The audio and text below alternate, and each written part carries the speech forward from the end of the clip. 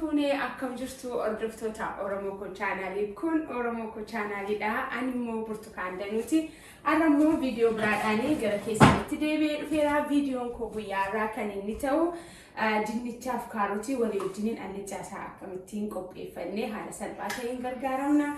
Isan qabadhee gara keessanitti dhufee Oromoo Koo chaanaal like, share, subscribe gochuu hin dagatina. Wantoota na barbaachisu as bira kaawwadheera. Isa eegan isinitti agarsiisee booda gara hojii isaatiitti darbina. Anuma faana jira.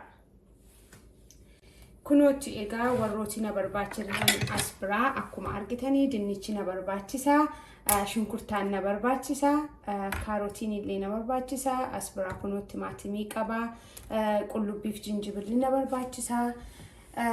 Zayitiidha, soogiddaadha, warroota kanaaniin hojii koo hojjedha, qopheeffadhee babbareechee gara keessanitti deebi'een dhufa. Anuma faana jira. Egaa kunooti hojii isaa jalqabnee jechuudha.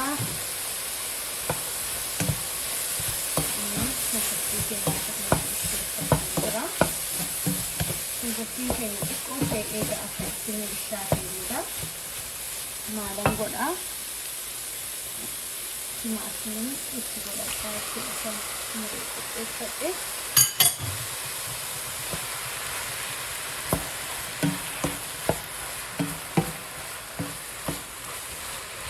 Eegan akkasitti godhatee booda gaafa inni xiqqoo bilchaatu gara keessanitti deebi'een dhufa. Inni faana jira.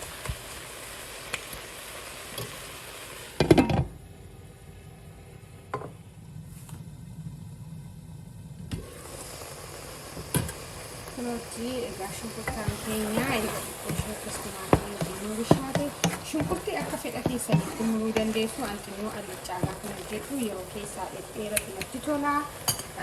Kanaafidha isin garuu xixiqqeessitanii muruu dandeessu. Amma kanatti taanee zayitii itti godhataa jira. Akka koottis guddistanii muruu dandeessu. Induutti keenya mana keenyatti akkaataa itti tolutti mumuran irratti ta'ee fi rakkina tokko hin qabu kana muruuni.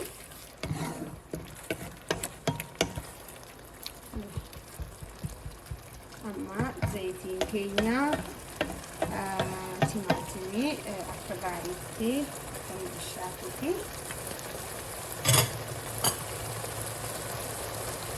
Daqiiqaa 5 amma 6 akkasitti bilcheessinaa jechuudha.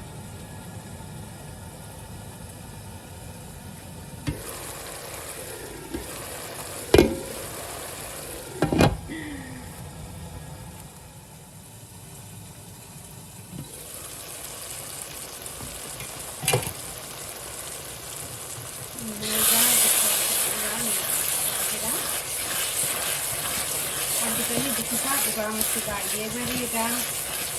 Yeroo tokko urjiin illee akkasii hojjetamee bareedaadha. Amma yeroo dinnicha waan itti garaagaraa ta'u baay'ee bareeda. Kanatti kan inni itti godhadhu qullubbii qopheeffadhee isinitti godhadha.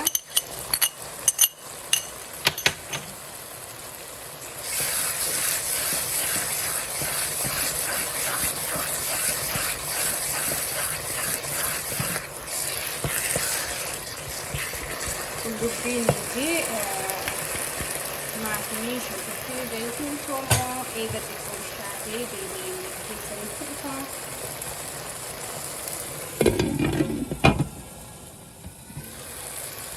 Akkuma argitan akka gaariitti bilchaateera. Amma kanatti taanee maalan itti godhaa kaarotiin qopheeffadhanii itti godhachuu jalqabaa jechuudha. Jalqaba kaarotiin bisheessaa dinnichirraa dinnichi dafee bishaatee bukaa'aa waanta ta'eef jalqaba irratti dinnicha itti godhina. Daqiiqaa shanan tokko kaarotii keessanii dhedheerinaan baqachuu dandeessu. Ani garuu akkasuma bifa sadii godhee muradhee isin dabarsa baqachuu dandeessu.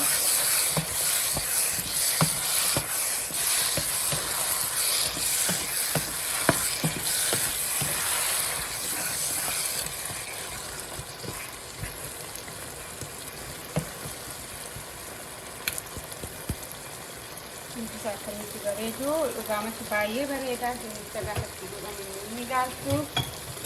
Amma egaa kun gaafa xiqqoo bishaatu dinnicha keenya itti godhanna jechuudha. Deebi'een gara keessatti.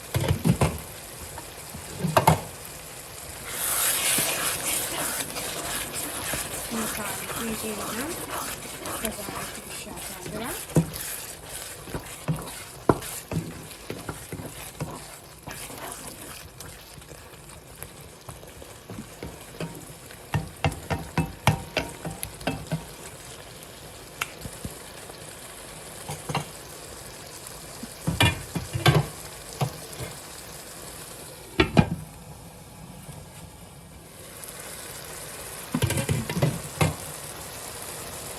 Ammoo kaarotiin keenya xiqqoo eega bishaatee booda dinnicha itti godhachuu jalqabna jechuudha.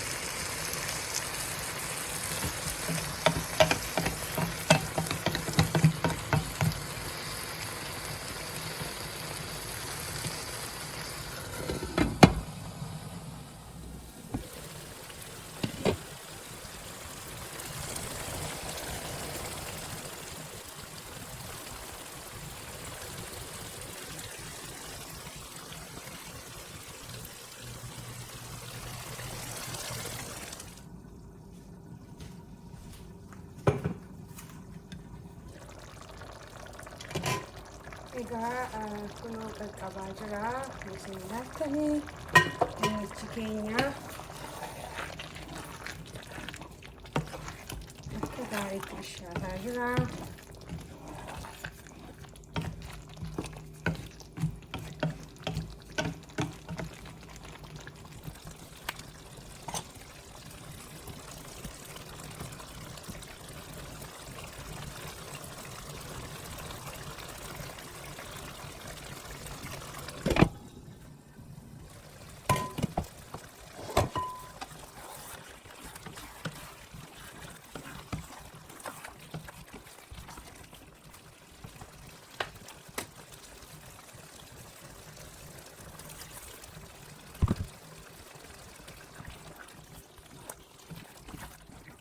Bishaan kun wanti godhate bishaan akka fedha keessanii ta'e ani alichaa baay'ee qallisuu hin jaalladhu. Yeroo fudhatee dhiyaatu waan hin natti tola. Isin garuu fedhatee qabdu yoo ta'e baay'ee qallisuudhaa fi qallisuu dandeessu. Ani garuu ammaa fi haaluma xiqqaa kanaananii godhatee jedhee yaada. Xiqqoo isheen waan isaanitti dabala. Kanaaf bishaataa irraa dinnichi keessan akka inni hin bukoofne akka inni baay'ee bishaatee waliin gadhiisne itti bitanii ilaaluu dandeessu. Amma isin beekuu xinnoo afaan koo ilaaleera. Amma alichaan keenya gara xumuraatti dhufeera. Ammas dura isin ilaaltanii qaqqabaa jira. Akkuma isinitti himee dinnichi baay'ee akkana balaa bishaatu hin barbaadu. Ani nutti tolu dinnichi yeroo baay'ee bishaatu. Kanaaf amma kanattaan waan nutti godhadhu soogiddaan itti godhadhu jechuudha.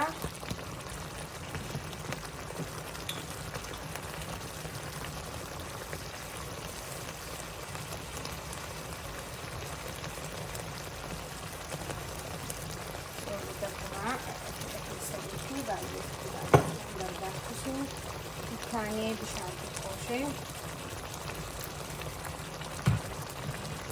bishaan danfaa abidda biraa hin dhalinaa yeroo hundumaa yeroo ittoo hojjetamu ittoo kamiin yoo ta'e bishaan danfaa bakkeedhaa qabaachuun gaariidha.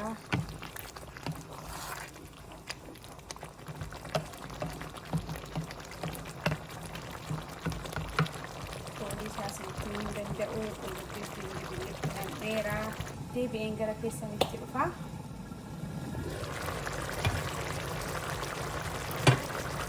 Midhaan keenya haala bareedaa ta'een qaqqabeera. Filattaansuudhaan qaariyaa duwwaa naafaa qaariyaa koo itti godhadhee hangama namaa irraa godheera.